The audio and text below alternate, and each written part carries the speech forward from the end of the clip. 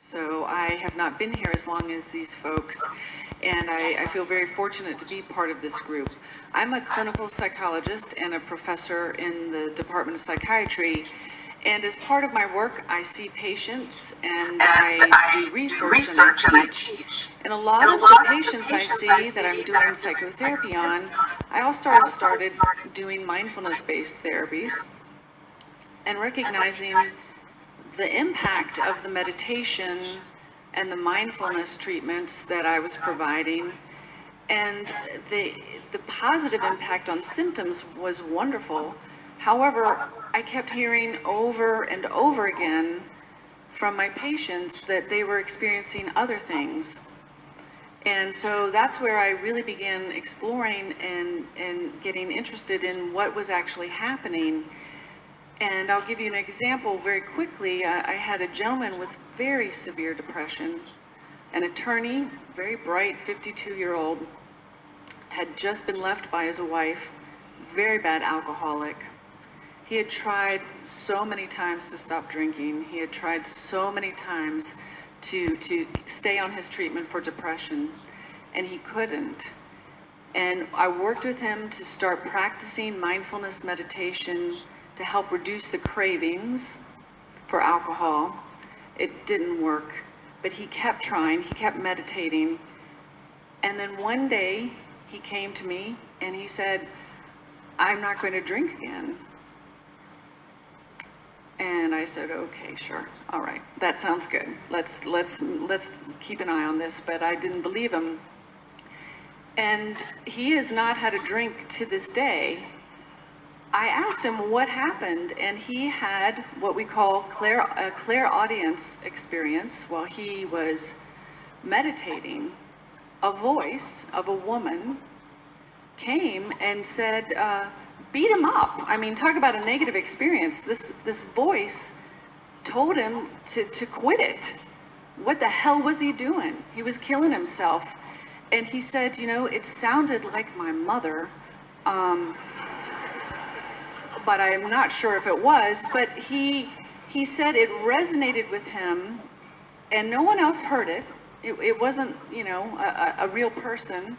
He wasn't delusional, but it worked. He had perceived that this came from somewhere, and it worked.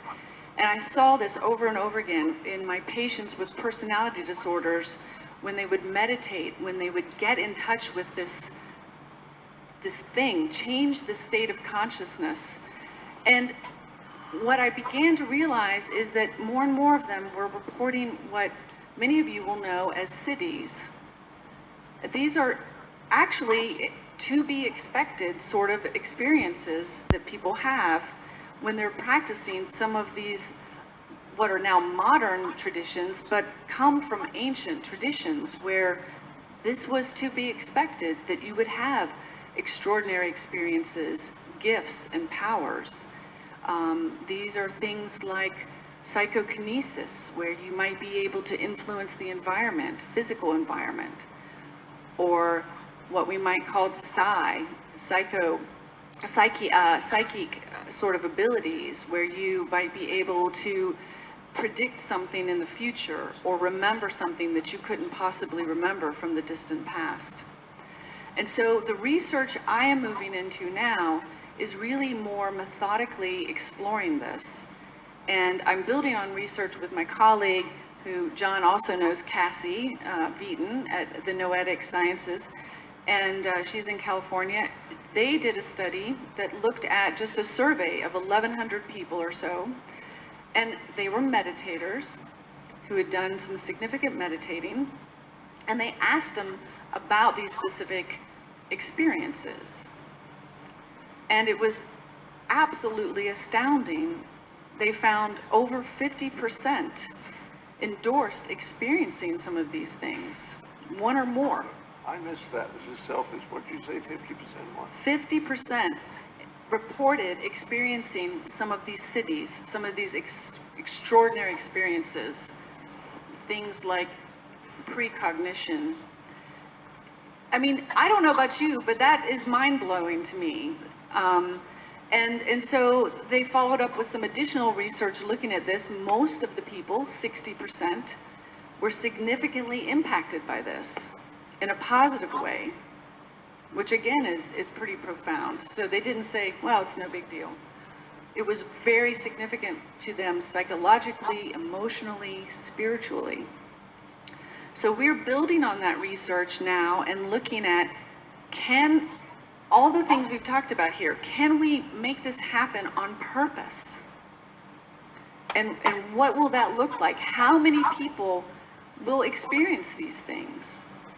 And who experiences them? Are they certain kinds of personalities? Are they people that need special training? Do you need to be a monk? I hope not. And the idea is, can we access these out-of-body experiences, these phenomenal experiences, and learn from them what we see that these other people have learned on purpose? And what would that look like to tap into that human ability, that level of consciousness, if we all did that? Wow. I think we might have some hope. Very good. Very good.